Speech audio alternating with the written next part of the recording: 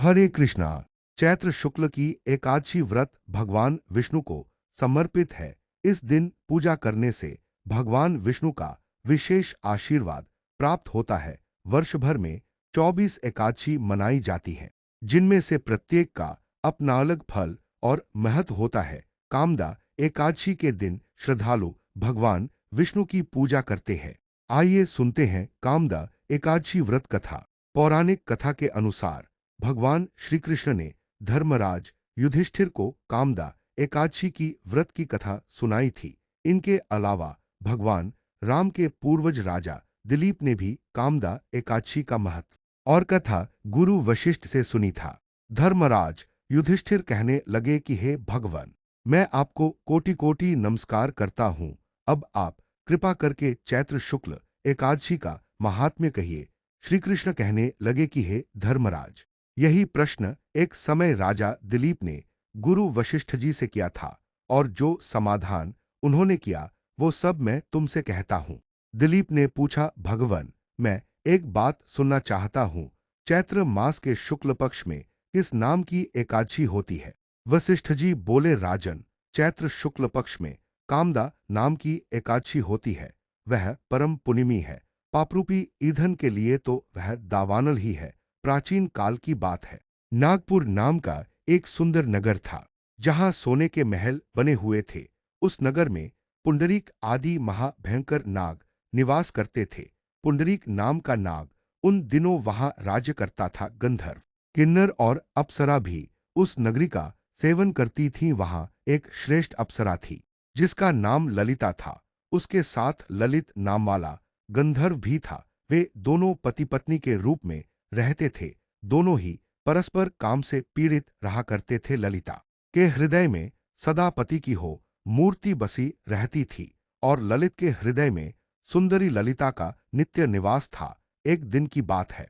नागराज पुंडरीक राजसभा में बैठकर मनोरंजन कर रह था। उस समय ललित का गान हो रहा था, किंतु उसके साथ उसकी प्यारी ललिता नहीं थी। गाते गाते उसे ललिता का स्मरण हो आया। अतः उसके पैरों की गति रुक गई और जीभ लड़खड़ाने लगी। नागों में श्रेष्ठ कक्रकोटक को ललित के मन का संताप ज्ञात हो गया। अतः उसने राजा पुंडरीक को उसके पैरों की गति रुकने एवं गान में त्रुटि होने की बात बता दी। करकोटक की बात सुनकर नागराज पुंडरीक की आंखें क्रोध से लाल हो गईं। उसने गाते हुए कामातुर ललित को शाप दिया, दुर्बुद्धे, तू मेरे सामने गान करते समय भी पली के वशीभूत हो गया, इसलिए राक्षस हो जा।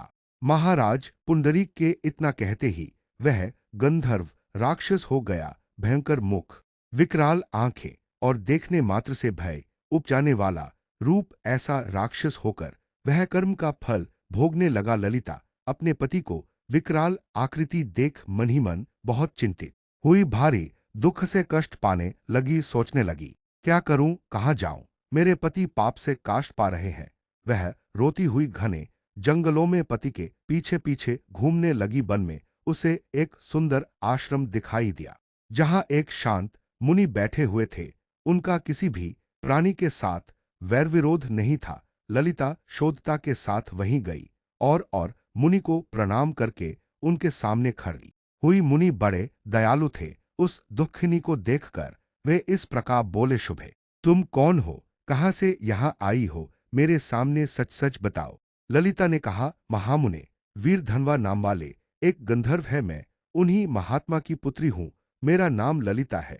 मेरे स्वामी अपने पापदोष के कारण राक्षसा हो गए हैं। उनकी अवस्था देखकर मुझे चैन नहीं है। ब्रहान, इस समय मेरा जो कर्तव्य हो वह बताइए विप्रवर, जिस पुण्य के द्वारा मेरे पति राक्षस भाव से छुटकारा पा जाए, उसका उपदेश कीजिए। ऋषि बोले, भद्रे, इस समय चैत्र मास के शुक्ल पक्ष की कामदा नामक एकादशी तिथि है, जो सब पापों को हरने वाली और उत्तम है। तुम उसी का विधि पूर्वक व्रत करो, और इस व्रत का जो पुण्य हो उसे अपने स्वामी को दे डालो। पुण्य देने पर क्षण भर में ही उसके शाप का दोष दूर हो जाएगा। राजन मुनि का यह वचन सुनकर ललिता को बड़ा हर्ष हुआ। उसने एकादशी को उपवास करके द्वादशी के दिन उन ब्रह्मर्षि के समीप ही भगवान वासुदेव के श्री विग्रह के समक्ष अपने पति के उद्धार के लिए यह वचन कहा, मैंने जो यह कामदा एकादशी का उपवास व्रत किया है, उसके पुण्य के प्रभाव से मेरे पति का राक्षस भाव दूर हो जाए। वशिष्ठ जी कहते हैं, ललिता के इतना कहते ही उसी क्षण ललित का पाप दूर हो गया। उसने दिव्य देह धारण कर लिया, राक्षस भाव चला गया और पुनः गंधर्वत्व की प्राप्ति हुई। नृपश्रेष्ठ, वे दोनों पति पत्नी कामदा के प्रभाव से पहले की अपेक्षा भी अधिक सुंदर रूप धारण करके विमान पर आरूढ़ हो अत्यंत शोभा पाने लगे। यह जानकर इस एकादशी के व्रत का यत्रपूर्वक पालन करना चाहिए। मैंने लोगों के हित के लिए तुम्हारे सामने इस व्रत का वर्णन किया है। कामदा एकादशी ब्रह्महत्या आदि पापों तथा पिशाचत्व आदि दोषों का भी नाश करने वाली है।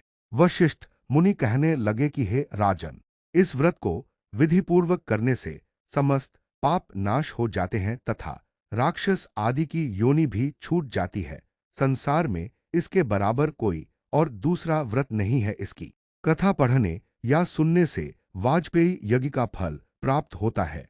दोस्तों, ऐसी ही भक्तिपूर्ण कहानियां और भजनों के लिए हमारे चैनल को सब्सक्राइब अवश्य करें। इस वीडियो के लिंक में एकादशी माता की आरती भी दी गई है। जय श्री राधे राधे।